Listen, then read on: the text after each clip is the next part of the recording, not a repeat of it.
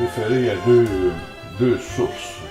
Il y en a une qui plonge dans ma tendre enfance, dans ma première enfance, et là où je voyais mon père travailler comme charpentier menuisier, d'un endroit à l'autre, dans une petite région comme celle de Mont-Laurier, avec du travail, parfois pas de travail, mais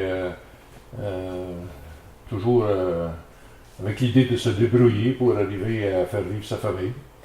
Et je voyais qu'entrer des publications à la maison, le journal de la CSN qui s'appelait la CTCC à l'époque. Et je feuilletais ça, j'avais 8, 9, 10 ans. J'avais quand même conscience qu'il faisait 60 heures par semaine. Puis je me souviens aussi qu'il y a une période où il gagnait 60 cents de l'heure. Ça fait un gros 36 $ au bout de la semaine.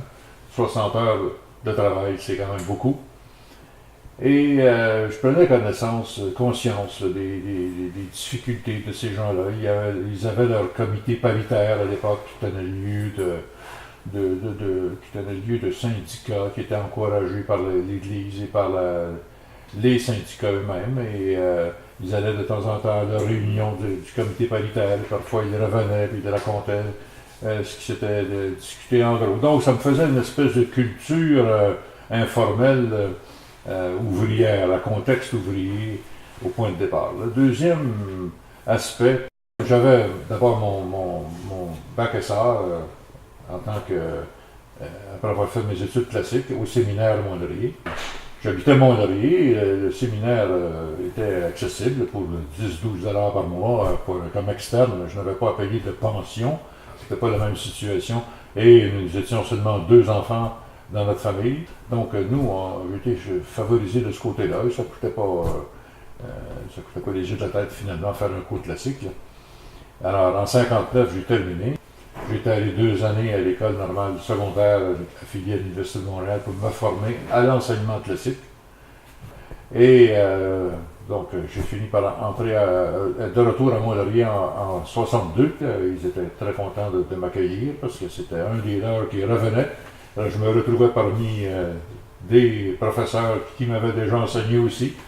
Mais le tout changeait graduellement. Alors, je me suis intégré à ce syndicat-là, l'Association des professeurs de l'enseignement classique, qui était affiliée d'ailleurs à la CSN, une quinzaine de membres à l'époque, et pour les laïcs, c'était le personnel laïque, parce que la majorité du personnel était membres du clergé diocésain, comme c'était la norme à l'époque dans les petits séminaires. Mais peu à peu, avec ce que j'avais entendu, je voyais les porte-paroles syndicaux à la télé quand même, les Roger Provost, les marchands, les figures de l'époque. Je voyais les efforts que la CSN faisait pour ouvrir un deuxième front, la consommation, l'éducation économique. Je voyais les choses, je me disais que c'était un domaine intéressant.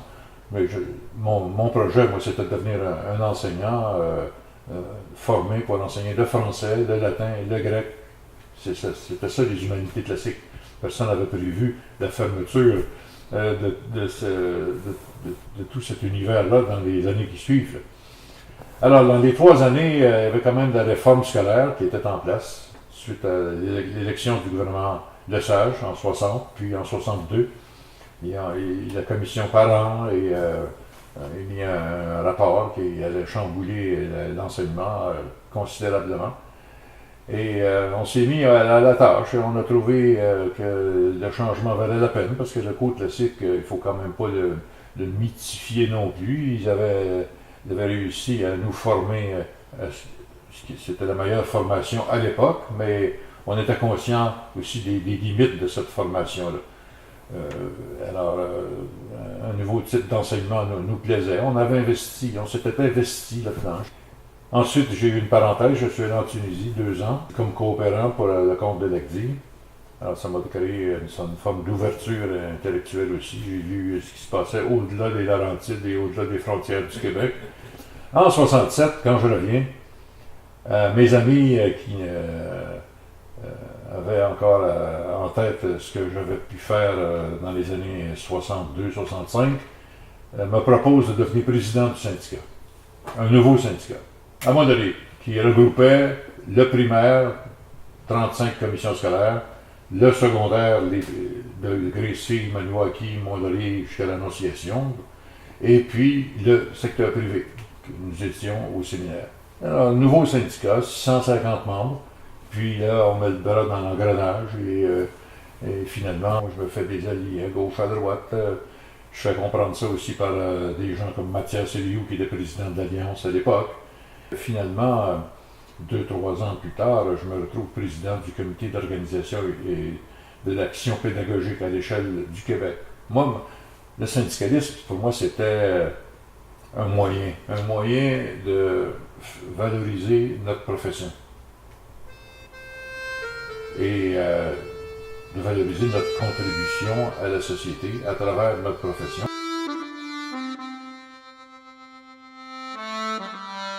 En 67, lorsque le gouvernement a adopté ce qu'on appelle le Bill 25, il a imposé une négociation provinciale.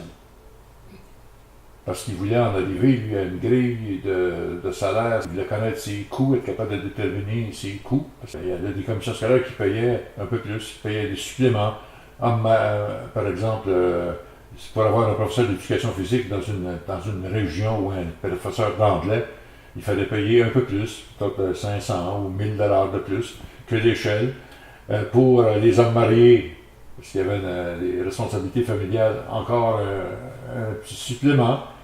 Donc le gouvernement s'est dit, à un moment donné, je vais essayer d'implanter une grille salariale, une échelle salariale qui va couvrir toutes les réalités. Ceux qui payent plus, ils vont être gelés à ce niveau-là, le temps que l'échelle les rejoigne. Et puis les femmes seront payées au même taux que les hommes, selon la scolarité et l'expérience, naturellement, qui sont les deux critères de base pour la rémunération dans le secteur de l'enseignement. Évidemment, ça a été difficile pour ce qui est de la CEQ d'accepter ce nouveau modèle de négociation centralisée. La négociation qui s'en est suivie à compter du 2025 a duré 28 mois. Elle s'est terminée en novembre 69. Personne ne savait au début de l'itinéraire que ça allait être aussi long, mais c'est ainsi que c'est arrivé. Donc ça a drainé les forces, ça a créé beaucoup de morosité. Il y a eu des débrayages à gauche, à droite, des rentrées au travail forcées, il y a eu toutes sortes pendant 2 ans, c'est quand même très pénible de supporter. D'avoir sans cesse des réunions pour redéfinir notre demande, d'accepter des compromis, puis des périodes où ça ne négociait pas, puis une période de moyenne de pression. Alors, ça a été long, et à travers ça, nous avions deux tendances à la CEQ. Une tendance qui était vraiment relation de travail. Il faut passer à travers cette négociation-là et essayer d'avoir une convention provinciale. Il y avait aussi une possibilité d'avoir des aménagements locaux. Donc, passer à travers, ça a pris 28 mois, mais toutes sortes de moyens de pression, manifestations, même des démissions collectives ont eu lieu en 69. Il y a eu la démission collective, mais l'engagement a été moins collectif, ça a été plus difficile.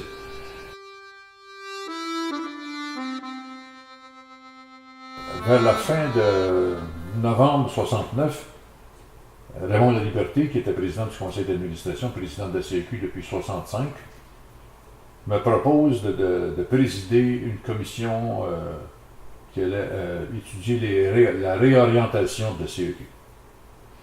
Il faut dire que la CEQ, qui s'appelait à l'époque la Corporation des enseignants du Québec, donc qui dépendait d'une loi d'incorporation décidée qui relève du gouvernement depuis 1946. Donc, d'une part, c'était une corporation sans tous les attributs d'une corporation professionnelle. D'autre part, c'était aussi le chapeautage d'une fédération de syndicats. Il s'agissait de faire en sorte qu'on convertisse le tout en mettant l'un au service de l'autre. C'est ce qui s'est fait à compter de 69.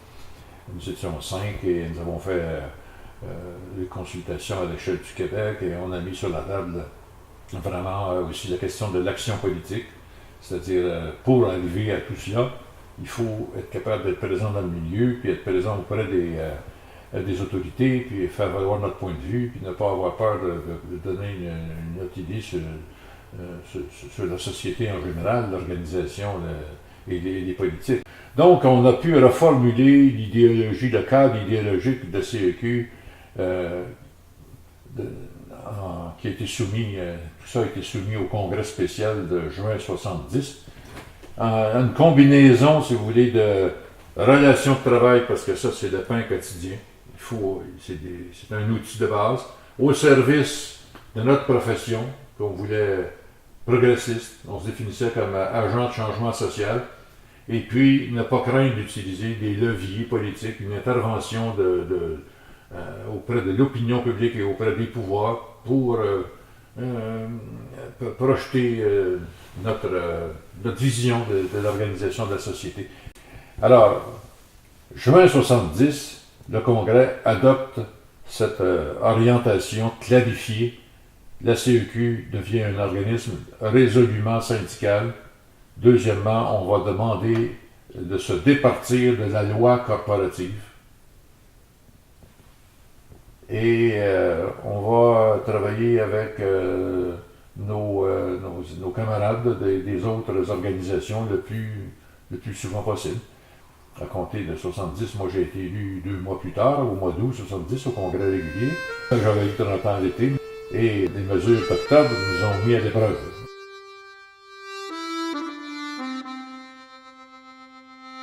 Ah ouais, c'est ça. Ouais, de toute façon, moi, je disais ce que j'avais à dire, puis que les gens mettent la peinture là-dessus, moi ça ne me dérange pas. Là.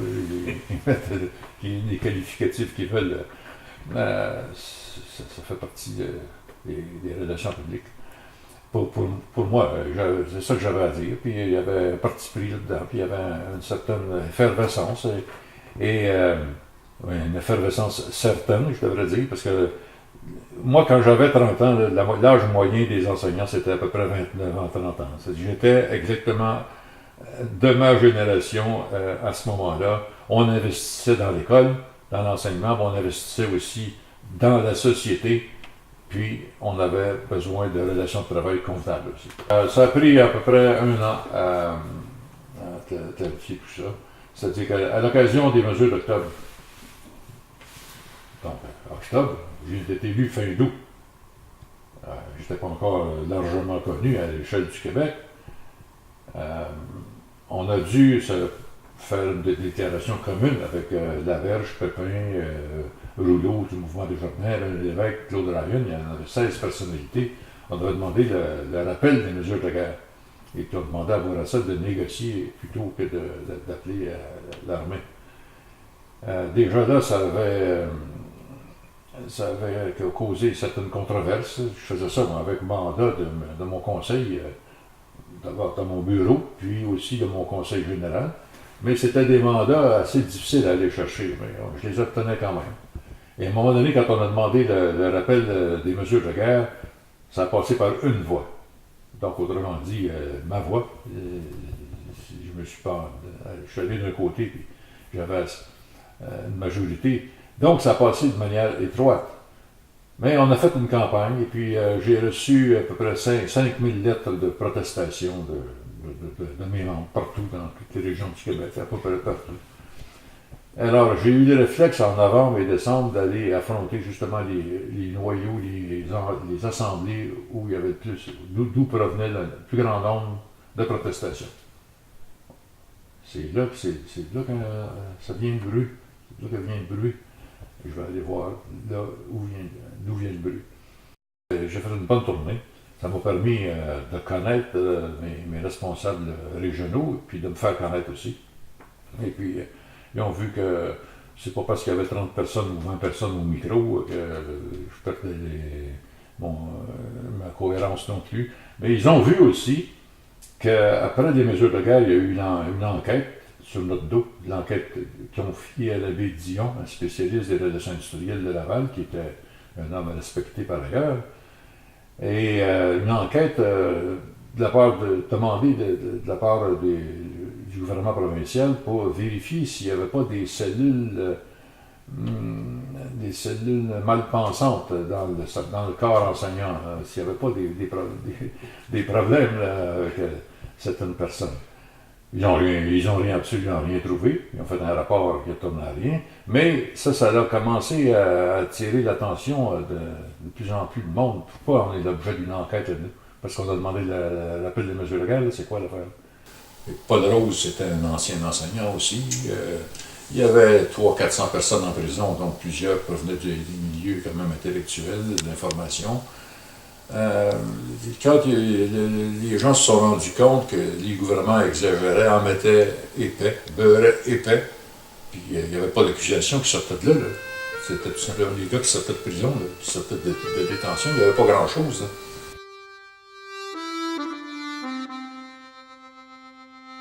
On entreprend nos négociations intercentrales pour bâtir une politique salariale intercentrale. Et non pas seulement intra-CEQ, comme ça avait été le cas en 67, 68, mais là, intercentral.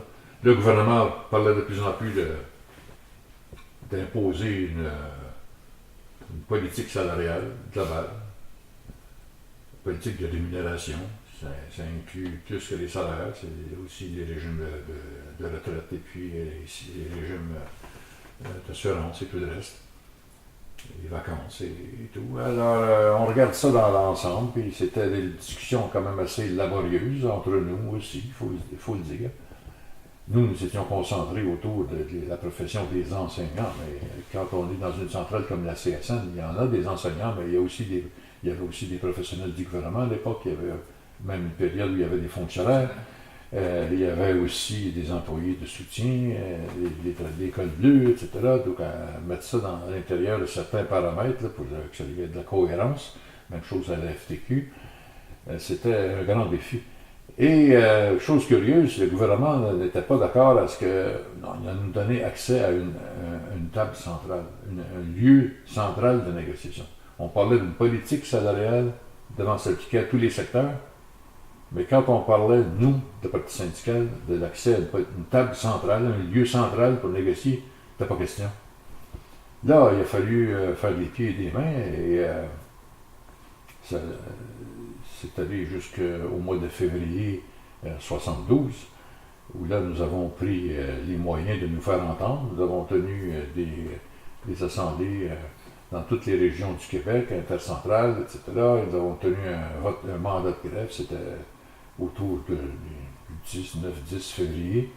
On a fait une tournée de tous les grands, y compris le Forum de Montréal, le Colisée de Québec et des grands arénas des régions. Nous, le monde ordinaire, nous, les 210 000. Ouais. On a tenu un mandat de grève. Ça s'est bâti à travers ces difficultés-là. Mais ces nécessités-là aussi, de se donner des outils communs, bâtir des fronts communs autour d'objectifs, comprendre ce que c'est qu'une politique salariale, rajuster nos mécanismes de représentation, de négociation à travers tout ça. Il y avait quand même une évolution. Parce qu'après la grève qui a découlé des mandats qu'on avait obtenus en février, en mars 72, nous avons fait une journée de grève. Et il y a eu une demande d'injonction pour nous empêcher de la faire. Et nous n'avons pas obtempéré à la demande d'injonction. Donc c'est à partir de là qu'ils nous ont accusés de mépris de cour. Et à partir de là a découlé le jugement de la sentence d'1 an d'emprisonnement. Là, on est rendu au début d'avril 72. Donc on est allé en prison pendant 2 semaines. Là, on a demandé d'aller en appel. Le gouvernement a changé à ce moment-là de ministre. Il a nommé Cournoyer aux négociations pour remplacer Jean-Paul Lallier. Et Marcel Pépin faisait beaucoup de pression aussi pour sortir de prison parce qu'il y avait des graves problèmes internes. Les 3D qui ont formé la CSD, c'est-à-dire Dion, Daigle et Dalpé, les 3D non seulement menaçaient de quitter, mais ont bâti une autre organisation qui s'appelait la CSD.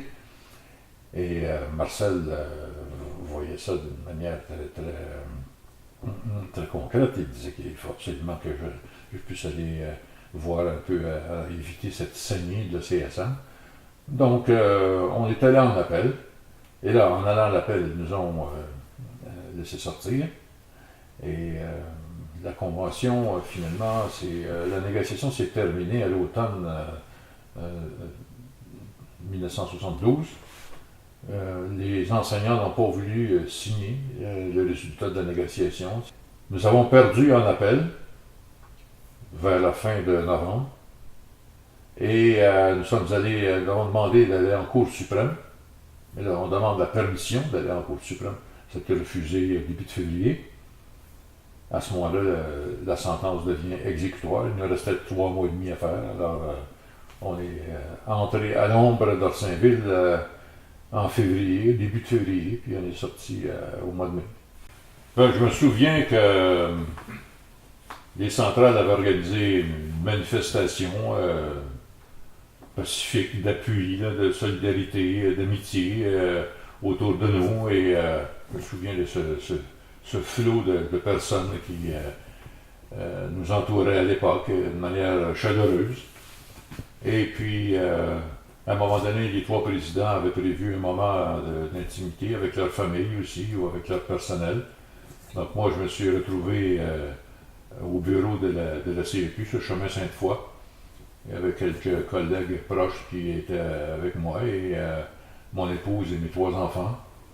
Alors, on a mangé ensemble, et puis vers 9h, on s'est retrouvés à Orsainville. C'était l'heure d'entrée.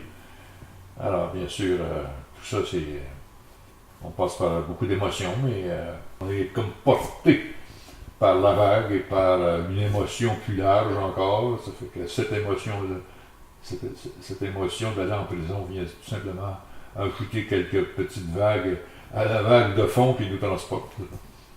C'est comme ça que je voyais. J'avais 32 ans, mais Marcel avait 45, et Louis avait 49. Il avait déjà vu des expériences peut-être de mobilisation comparables dans le passé. Enfin, je pense que c'est un peu nouveau pour tout le monde aussi, de se retrouver surtout ensemble. Donc on est tous entrés là vers 9h, et puis là c'est la fouille, puis ils nous mettent à nu, puis ils nous donnent des vêtements plus ou moins à notre taille. Et il faut faire avec, là, il faut aller prendre possession de notre cellule, puis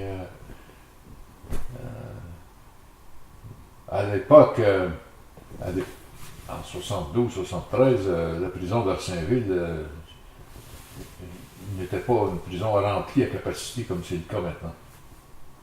Donc, au sous-sol, là, je me souviens qu'il y avait des grands espaces libres. Le terme utilisé en prison, ce sont des wings et des ailes. Des petits dortoirs de 10 lits, plus une petite salle commune pour jouer aux cartes ou manger, puis la salle de bain.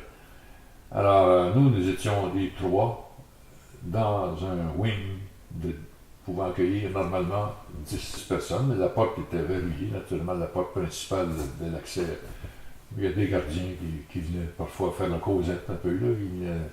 Pour eux, c'était un peu comme dans un zoo. Ils passaient, là, tu voyais du monde qui passait. euh, on voyait ça par le carreau de la porte. Là. Regardez, dans le zoo. Quand on me demande, c'était un traitement spécial. Il n'y avait aucune condition qui ne s'appliquait pas à nous, sauf certains confinements dans une aile particulière pour éviter toutes sortes de questions, de situations qui peuvent se produire si on est au contact avec d'autres détenus, prévenus de droit commun. Alors, on était relativement isolés, mais le reste du traitement qui nous était fait, c'était la même chose. Tout ce qui est des appels téléphoniques, tout ce qui est du courrier, les avocats, les visites familiales, etc.